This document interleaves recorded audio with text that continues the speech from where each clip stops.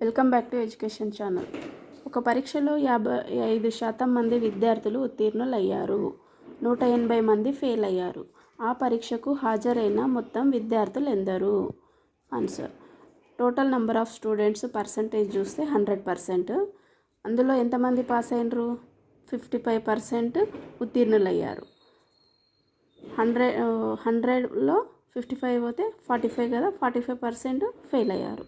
ఇప్పుడు మనకు ప్రాబ్లంలో ఫెయిల్ అయిన వాళ్ళు ఇచ్చిండ్రు కాబట్టి 45% 180కి సమానం.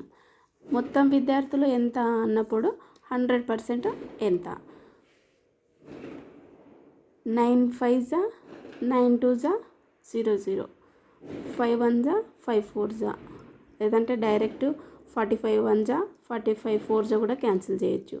100 × 4 400. నేటి ప్రశ్న: ఒక పరీక్షలో 65% మంది విద్యార్థులు ఫెయిల్ అయ్యారు, 70 మంది పాస్ అయ్యారు. అయినా ఆ పరీక్షకు హాజరైన మొత్తం విద్యార్థులు ఎందరు?